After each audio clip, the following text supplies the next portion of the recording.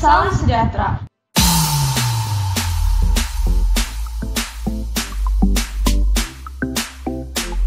Sebelum kita memulai ibadah online hari ini, kami mengingatkan Bapak Ibu dan teman-teman sekalian agar dapat mematikan notifikasi di handphone terlebih dahulu.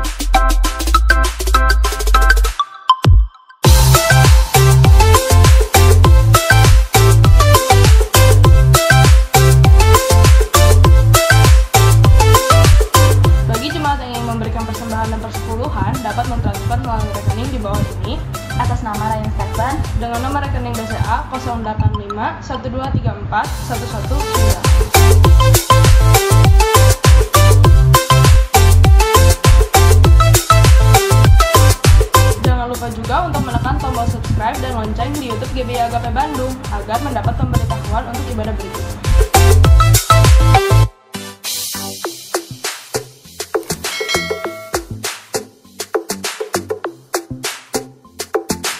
Demikian pemberitahuan GBI Agape Bandung. Selamat beribadah.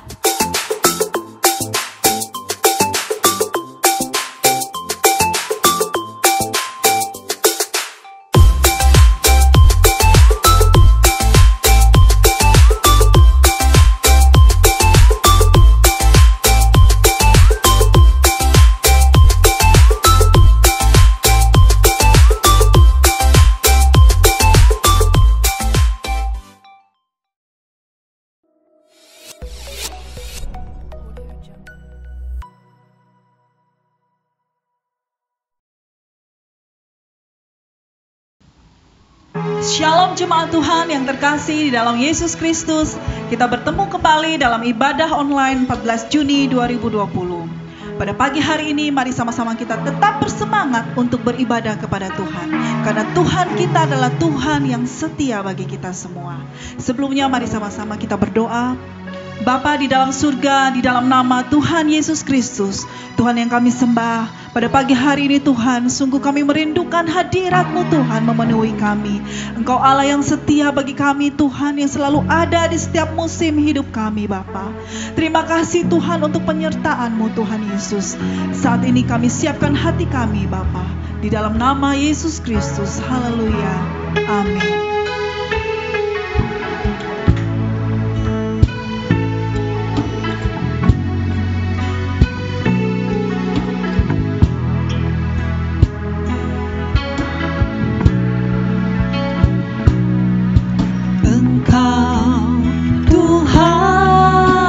Setia, waktumu selalu yang terbaik. Engkau Tuhan sandaranku, dan ku hanya akan berharap padamu. Satu-satunya yang ku andalkan, satu-satunya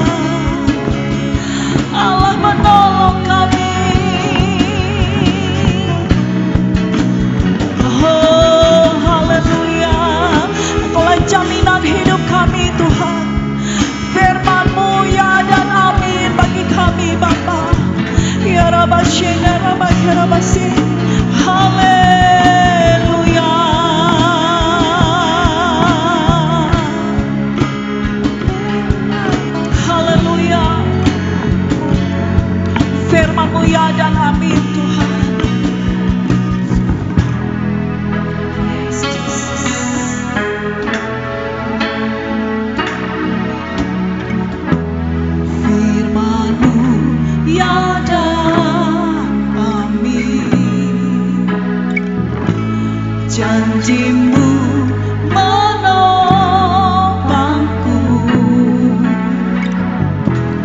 berjalan bersamamu di setiap musim hidupku. Yesus, aku cinta padamu. Yesus, tetaplah bersamaku. Tiada yang dapat menggantikanmu. Engkaulah jaminan hidupku. Yesus, kau kucinta. Yesus, aku cinta padamu. Yesus, tetaplah bersamaku. Tiada yang dapat menggantikanmu. Engkaulah jaminan hidup. Sekali lagi katakan, Yesus ku cinta. Yesus, aku cinta padamu. Yesus, tetaplah bersamaku. Tiada yang dapat menggantikanmu. Engkaulah jaminan hidupku. Tiada yang dapat, tiada yang dapat menggantikanmu. Engkaulah jaminan hidupku. Tiada yang dapat menggantikanmu. Engkaulah jaminan hidupku.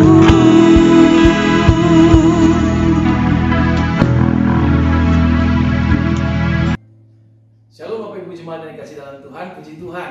Hari ini secara khusus kita bersyukur karena kita masih ada di rumah kita masing-masing dan kita tetap beribadah kepada Tuhan. Dan saya percaya ini tidak akan mengurangi sukacita kita untuk datang beribadah kepada Tuhan. Dan secara khusus di bulan Juni ini dalam rangkaian ibadah online yang akan kita jalani, kita akan berkolaborasi di 3 gereja dan puji Tuhan ini merupakan suatu anugerah dan kebaikan Tuhan. Karena itu kita mau menyaksikan kebaikan Tuhan.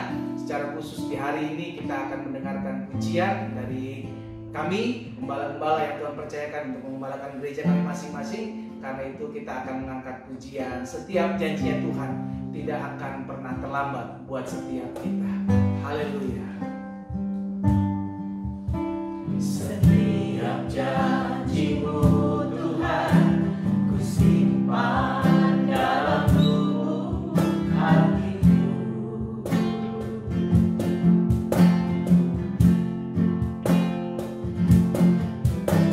Lewati setiap masalah, setiap tetes air mata dalam hidupku.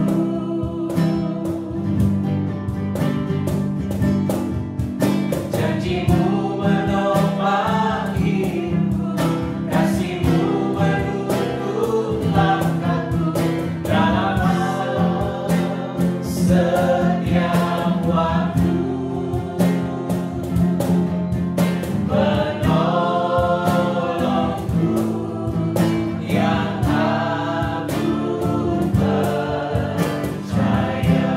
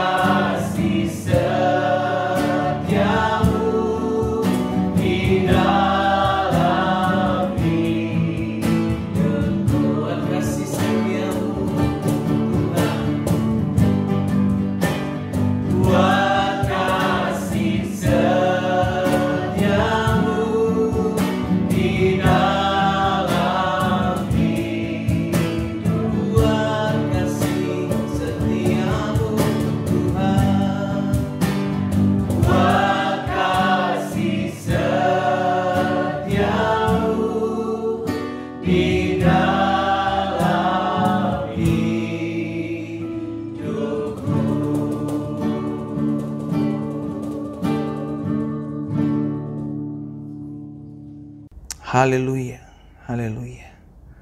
Terpujilah Tuhan, terpujilah Tuhan. Bapak, terima kasih buat saat yang indah ini. Kami kembali datang di rumah Tuhan, kami bersyukur karena kasih setia Tuhan, karena kebaikan Tuhan nyata atas hidup kami. Kami berterima kasih karena kembali kami boleh diberikan kesempatan untuk kami belajar kebenaran firman Tuhan. Firman Tuhanlah yang menuntun kami, firman Tuhan yang mengarahkan kami, firman Tuhan yang membimbing kami kepada rencana-rancangan Tuhan. Betul, yang kami jalani, yang kami hadapi, ada begitu banyak masalah, ada begitu banyak tantangan, ada begitu banyak pergumulan. Karena itu kami mau datang kepada Tuhan, karena kami yakin dan percaya orang yang datang kepada Tuhan tidak akan pernah Tuhan biarkan. Orang yang mengandalkan Tuhan tidak akan pernah Tuhan tinggalkan. Karena itu ya Bapa, di minggu kedua di bulan Juni ini kembali kami datang di altar kudus Tuhan. Kami bersyukur, kami kembali merenungkan firman Tuhan. Karena itu kami berdoa, bicara bagi masing-masing kami, sehingga lawatan Tuhan nyata, kuasa Tuhan nyata atas setiap kami. Kami dipulihkan, kami dijamah. Di dalam nama Tuhan Yesus kami berdoa dan kami bersyukur. Haleluya. Amin, amin, amin. Puji Tuhan.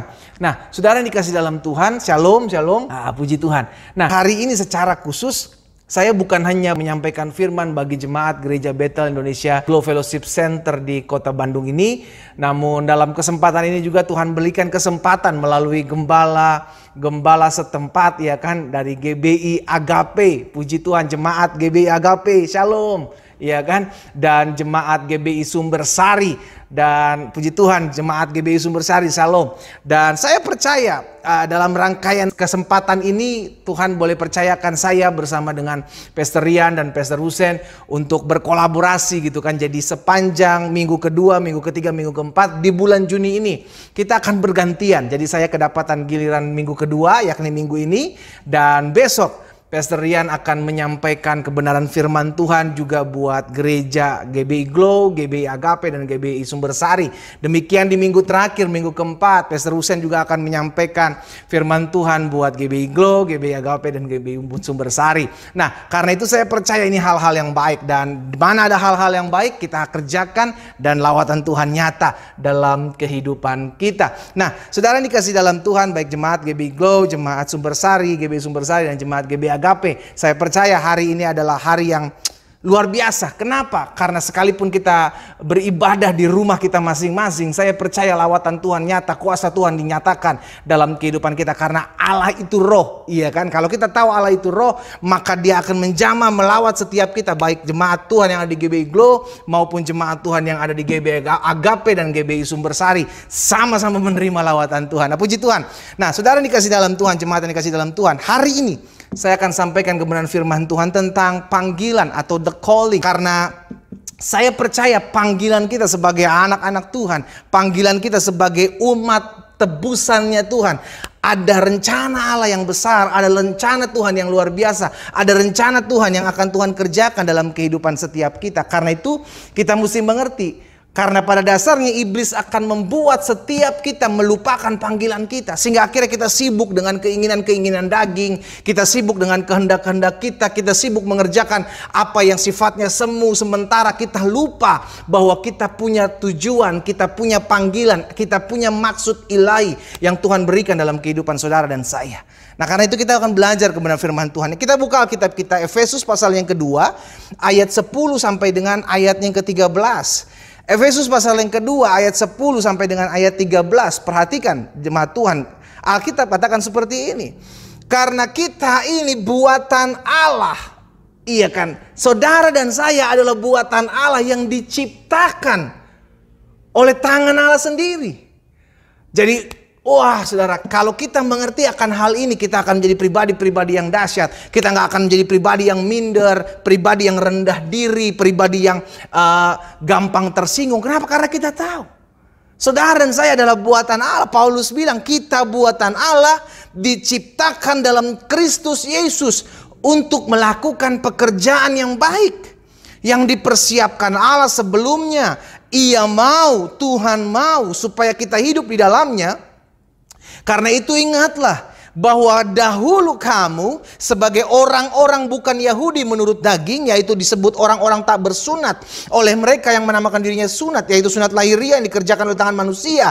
Bahwa waktu itu kamu tanpa Kristus, saudara dan saya kalau tanpa Kristus, kita tidak termasuk kewargaan Israel dan tidak mendapat bagian dalam ketentuan-ketentuan yang dijanjikan, tanpa pengharapan dan tanpa Allah di dalam dunia. Tetapi ayat 13, sekarang di dalam Kristus Yesus, kamu yang dahulu jauh sudah menjadi dekat oleh karena darah Kristus. Jadi saudara dan saya, kita mesti ingat, kita mesti sadar, saudara dan saya adalah pribadi yang diciptakan Allah.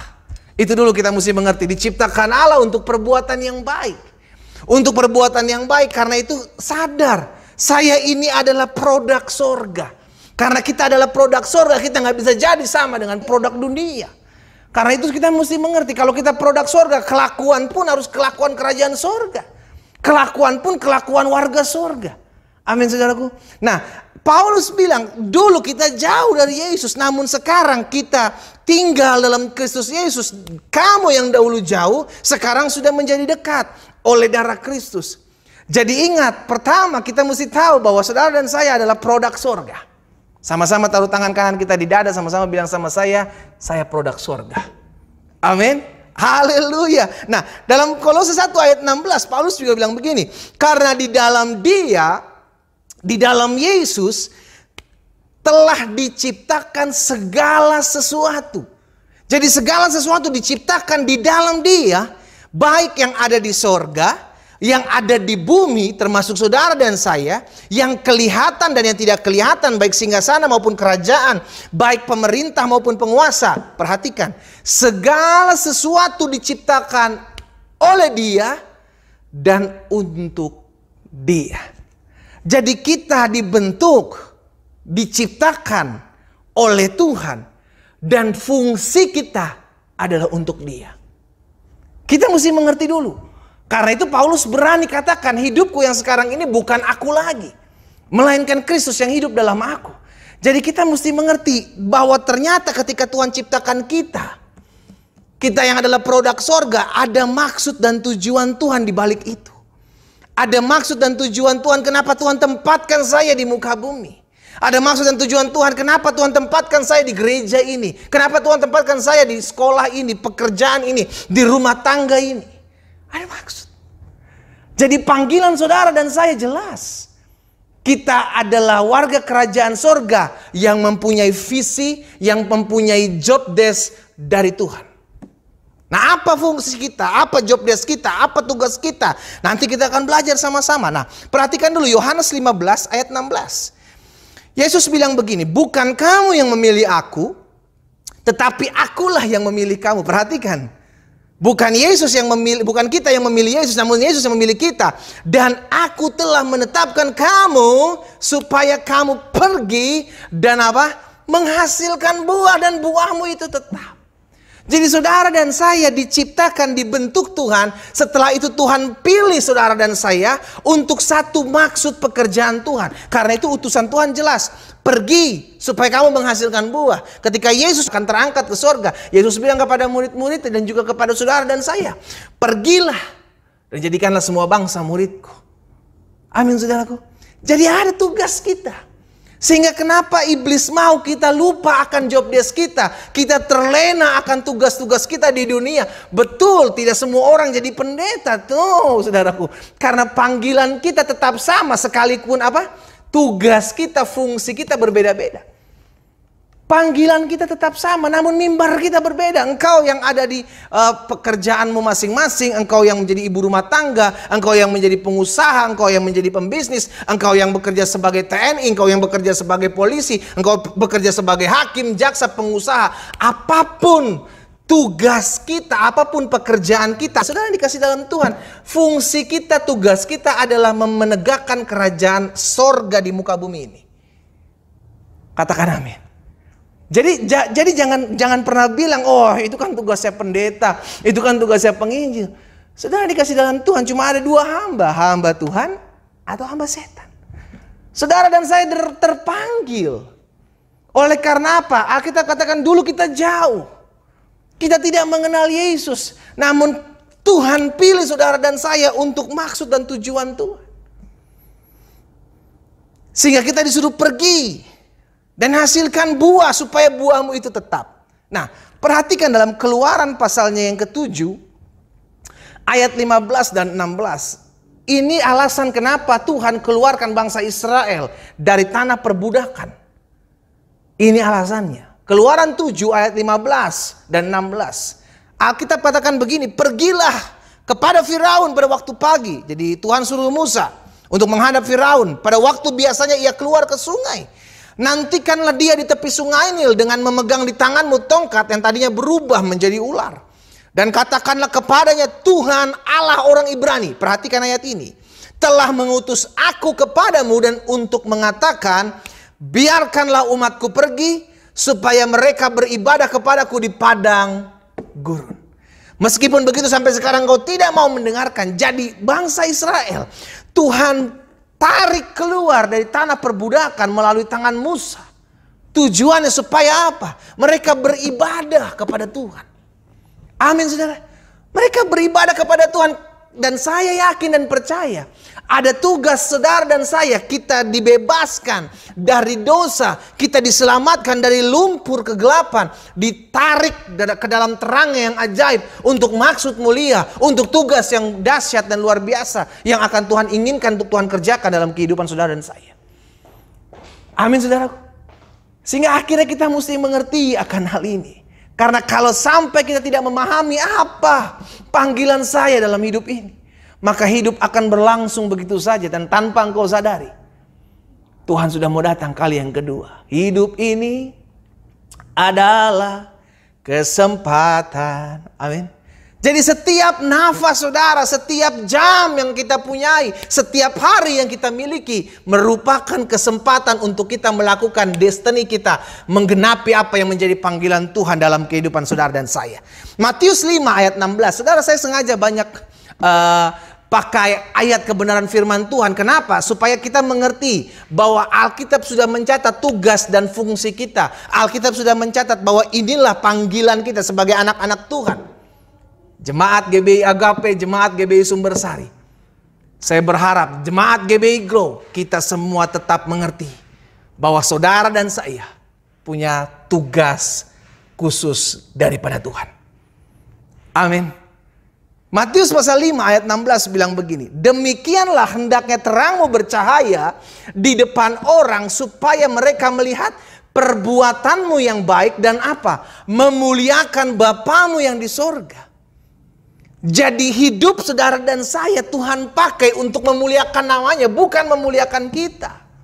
Kita mesti ngerti kalau kita berbuat baik bukan buat setiap kita dampaknya. Kita berbuat baik supaya nama Tuhan dipermuliakan. Kita buat baik bukan lagi untuk diselamatkan. Kita buat baik supaya nama Tuhan dipuji dan dipermuliakan. Katakan amin.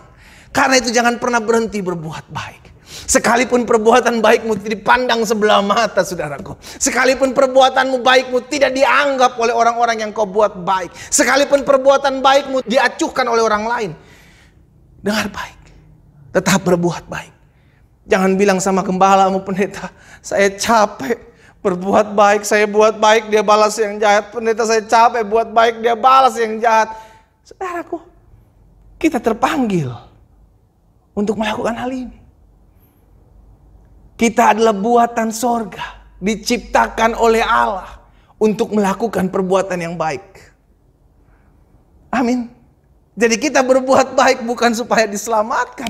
Kita berbuat baik karena kita tahu kita adalah buatan Allah. Kita berbuat baik karena kita tahu melalui perbuatan baik kita nama Tuhan dipuji dan dipermuliakan. Nah, sebagai pendahuluan saya catat begini.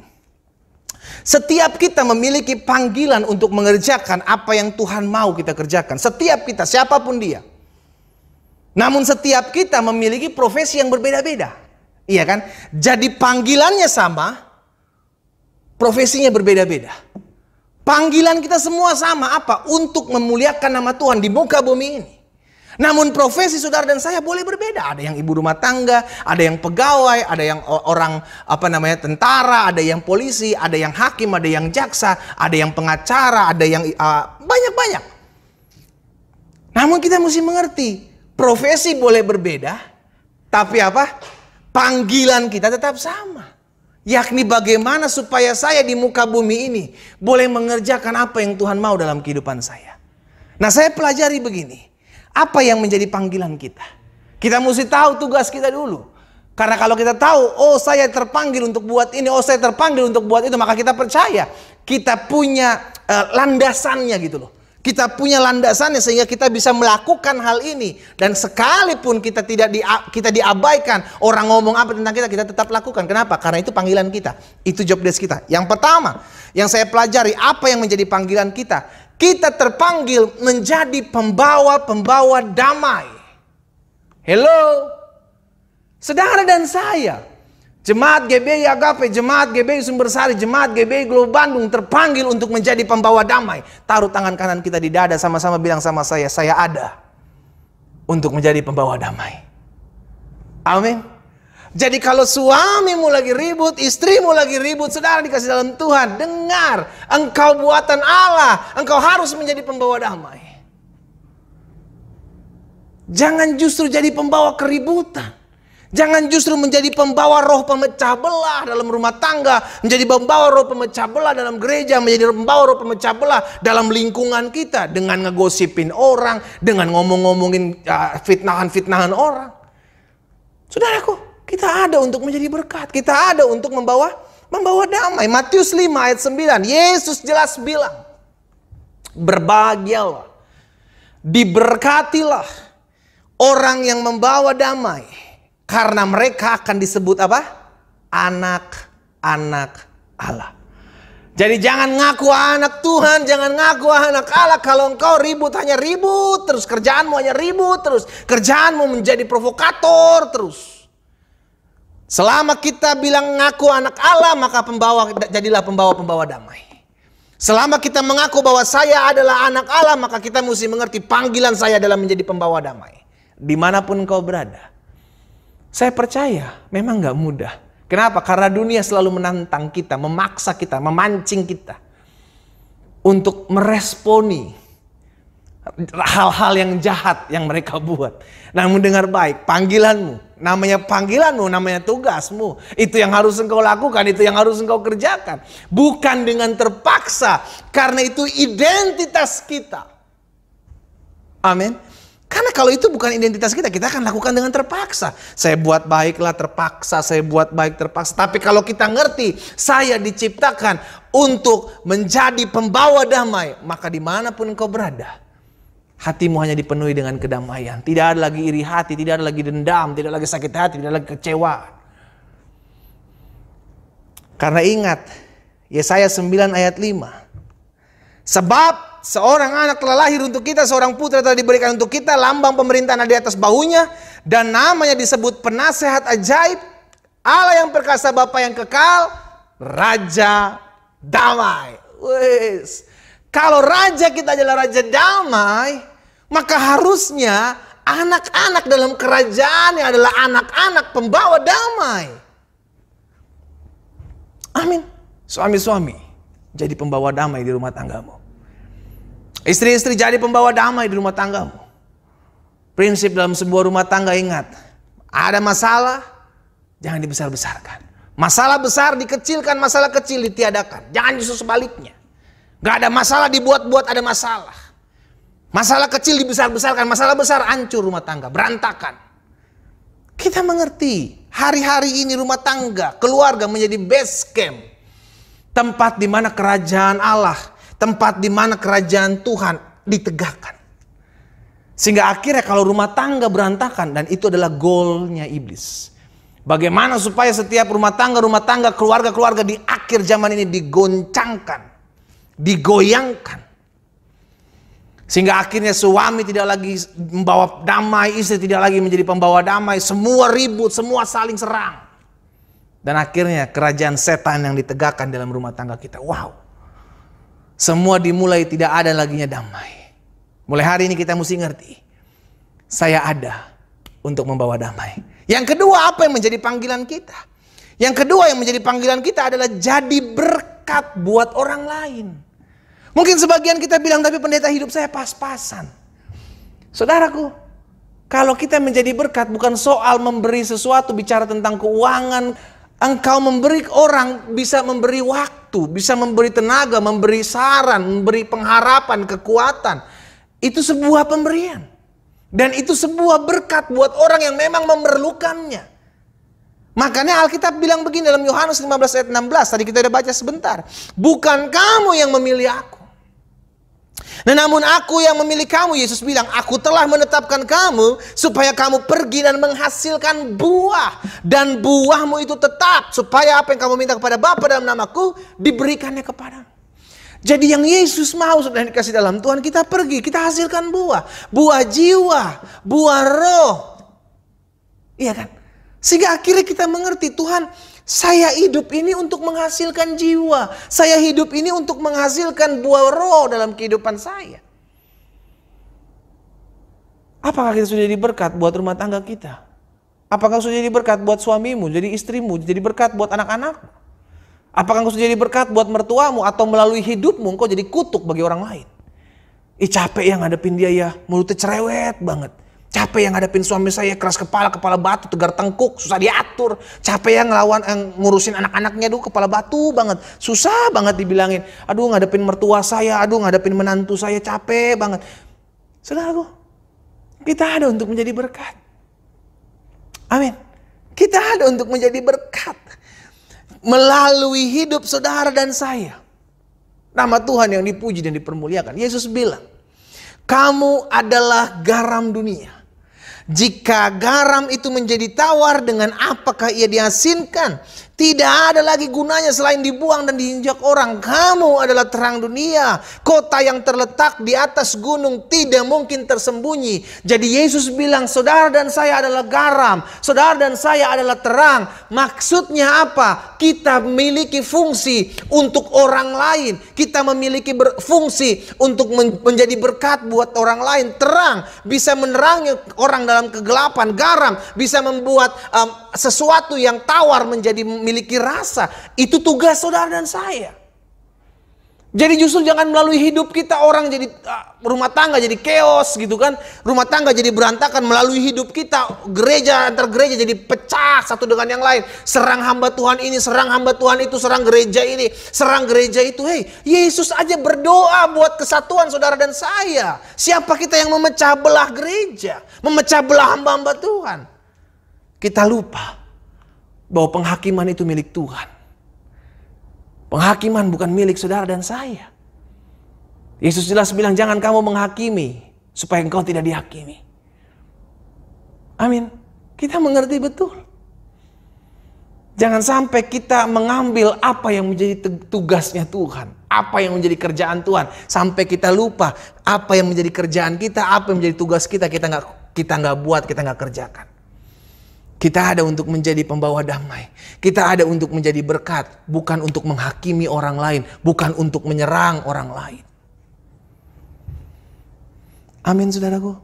Mulai hari ini kita mengerti panggilan saya dalam hidup ini. Bagaimana supaya untuk saya menjadi pembawa damai. Bagaimana supaya saya menjadi pembawa berkat.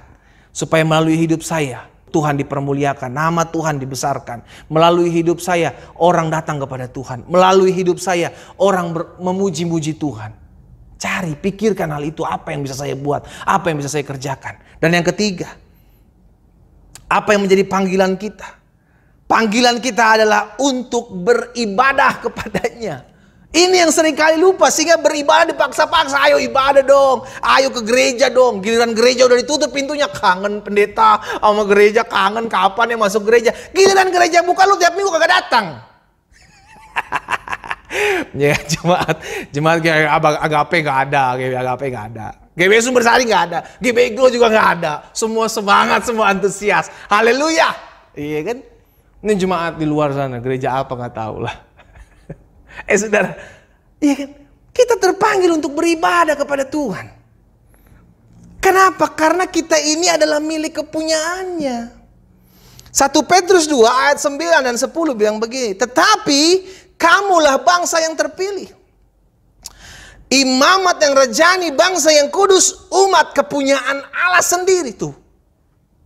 Saudara dan saya adalah umat kepunyaan Tuhan. Kenapa saya berani katakan? Kenapa Alkitab katakan kita adalah umat kepunyaan Tuhan? Karena Tuhan yang tebus saudara dan saya. Kita ditebus, kita diselamatkan, terus kita nggak beribadah kepadanya. Wow.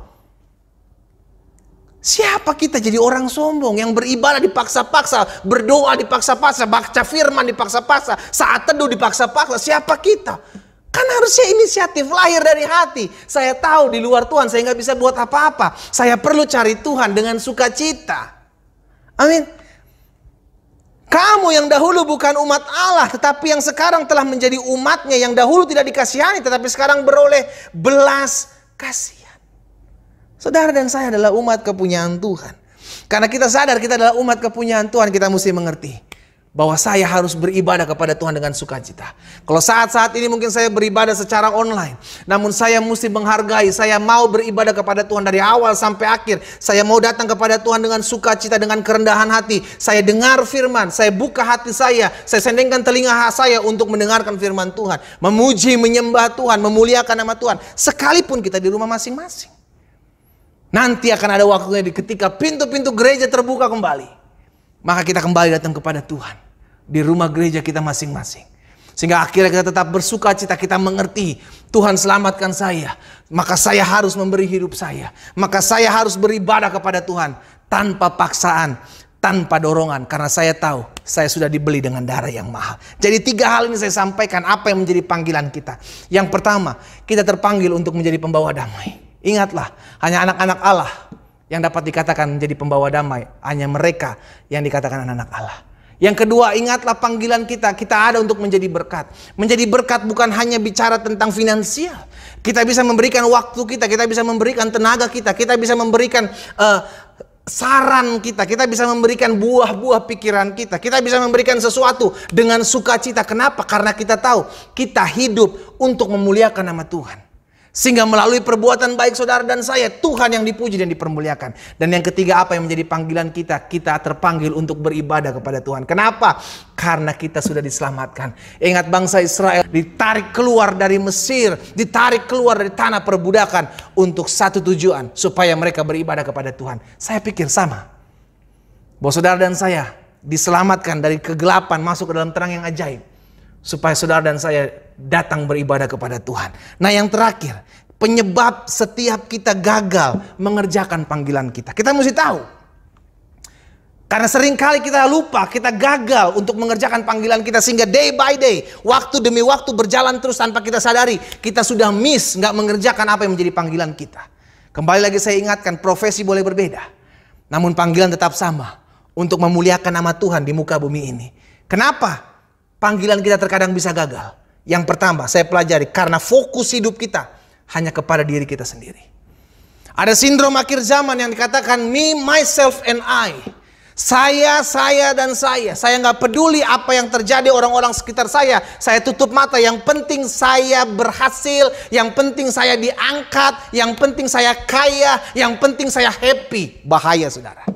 Sehingga akhirnya kita tidak lagi fokus kepada apa yang bisa menyenangkan hati Tuhan. Kita tidak lagi fokus kepada jiwa-jiwa. Namun kita terlena terhadap pesta pora. Keinginan-keinginan daging. Keinginan-keinginan daging akan menguasai keinginan-keinginan roh. Dan itu yang jadi berbahaya. Jadi ingat penyebab kegagalan kita yang mengerjakan panggilan Tuhan dalam hidup kita. Yang pertama karena fokus hidup kita sudah tidak lagi kepada panggilan kita. Sudah tidak lagi kita memikirkan bagaimana supaya saya menjadi pembawa damai. Tidak lagi memikirkan bagaimana supaya saya bisa menjadi berkat buat orang lain. Supaya nama Tuhan dipermuliakan. Tidak lagi memikirkan bagaimana supaya saya bisa beribadah terus dengan sukacita kepada Tuhan. Namun fokusnya kepada saya, dan saya. Sehingga kalau ada masalah baru datang kepada Tuhan. Giliran semua baik aja langsung lupa Tuhan tolong dia. Wah itu bahaya saudara. Itu bahaya. Sehingga akhirnya tidak sedikit rumah tangga ribut karena apa? Karena fokusnya kepada suami, fokusnya hanya kepada istri pribadi masing-masing. Tidak lagi ada mau memiliki kerendahan hati untuk merendahkan hati. Tuhan Yesus aja Alkitab catat bahwa dia merendahkan diri. Saudara, aku ini kasih dalam Tuhan, siapa kita? Sehingga kita tidak mau merendahkan diri di hadapan Tuhan. Jadi ingat, yang menyebabkan kegagalan kita dalam mengerjakan panggilan kita, the calling, adalah fokus kepada kedagingan kita. Fokus kepada diri kita. lebih kuat, mengasihani diri kita sendiri. Yang kedua, penyebab kegagalan kita mengerjakan panggilan kita, kita mulai kehilangan kepercayaan kepada Tuhan. Tidak sedikit anak-anak Tuhan sudah mulai tawar hati untuk ikut Tuhan. Kenapa? Mana katanya Tuhan baik, kenapa masalah ini terus ada? Mana katanya Tuhan baik, kenapa pergumulan ini tidak berhenti? Mana katanya Tuhan baik, kenapa doa-doa ini saya nggak dijawab Tuhan? Masalah saya tetap ada. Hey, come on. Bukan berarti Tuhan baik maka Tuhan nggak bisa proses kita, bukan? Bukan karena berarti Tuhan baik, berarti Tuhan gak bisa menghajar kita. Alkitab bilang bahwa barang siapa ku kasihi, ya ku tegur dan ku hajar. Sudah dikasih dalam Tuhan, kita mesti mengerti. Jangan sampai kita mulai kehilangan kepercayaan kita kepada Tuhan. Kalau kita sudah tidak lagi percaya kepada Tuhan, kita mau percaya kepada siapa? Amin. Kita mau menjadi orang-orang ateis kah? Kita menjadi orang-orang yang tidak lagi percaya kepada Tuhan kah? Tuhan tetap baik sampai selama-lamanya. Sekalipun yang kita lihat tidak sesuai dengan keinginan kita. Selalu camkan akan hal ini. Semua bisa terjadi di luar kontrol saya. Semua bisa terjadi di luar kendali saya. Namun semua terjadi tetap di bawah kendalinya Tuhan. Dan kalau semua terjadi di bawah kendali Tuhan, Roma 8 ayat 28 tetap berlaku. Allah turut bekerja dalam segala sesuatu untuk mendatangkan kebaikan bagi mereka yang mengasihaninya. Haleluya. Kita tetap percaya. Karena di balik kepercayaan kita kepada Tuhan, kita akan melihat kuasa Allah dinyatakan dalam hidup kita. Yang ketiga, yang terakhir. Penyebab kegagalan kita mengerjakan panggilan kita dalam muka bumi ini. Karena kita terlalu terbelenggu dengan kenyamanan dunia. Sampai kita akhirnya menjadi sama dengan orang-orang dunia. Ciri-cirinya sederhana, ketika kita mulai menjadi sama dengan orang-orang dunia, kita mulai membalas yang jahat dengan yang jahat. Habis pendeta hati saya terlalu sakit. Habis pendeta saya sudah difitnah. Habis pendeta saya sudah teraniaya. Saya udah gak kuat. Saya harus balas. Come on. Bagian kita, panggilan kita bukan membalas yang jahat dengan yang jahat. Panggilan kita adalah berserah kepada Tuhan. Tuhan yang akan menggantikan kita berperang. Dia yang melakukan pembalasan bagi kita. Amin. Jangan ngotori tangan kita dengan melakukan pembalasan. Itu tidak mengerjakan apa yang menjadi kehendak Tuhan. Saudara, banyak kesaksian Alkitab. Ketika kita mulai mengizinkan Tuhan berkarya dalam hidup kita, maka kita akan melihat bukan saja pembalasan yang Tuhan kerjakan, namun Tuhan juga yang akan mengangkat hidup kita. Karena itu hari ini saya mau mengingatkan buat setiap kita. Jemaat GBI Agape, Jemaat GBI Sumbersari, Jemaat GBI Glow yang oleh Tuhan percayakan hari ini, di minggu kedua di bulan Juni ini mendengarkan kebenaran firman Tuhan ini. Ingat panggilan kita. Jadi pembawa damai. Jadi berkat bagi orang lain. Sehingga orang lain memuji Tuhan melalui hidupmu. Dan ingatlah panggilan kita juga beribadah kepada Tuhan. Tanpa sungut-sungut. Engkau baca Alkitabmu. Engkau baca firman Tuhan. Engkau merenungkan firman Tuhan. Engkau berdoa tanpa dipaksa-paksa. Dan kita belajar apa yang seringkali menyebabkan kita gagal menjalani panggilan kita. Yang pertama, karena kita terlalu fokus kepada diri kita sendiri. Kita terlalu fokus kepada kedagingan kita sampai kita lupa kita harus mengerjakan keinginan-keinginan roh. Yang kedua, apa yang menyebabkan kegagalan dalam kita mengerjakan panggilan kita? Kita mulai kehilangan kepercayaan kepada Tuhan. Ini yang menjadi bahaya dalam hidup anak-anak Tuhan di akhir zaman. Tetap percaya kepada Tuhan sekalipun doa-doamu belum dijawab.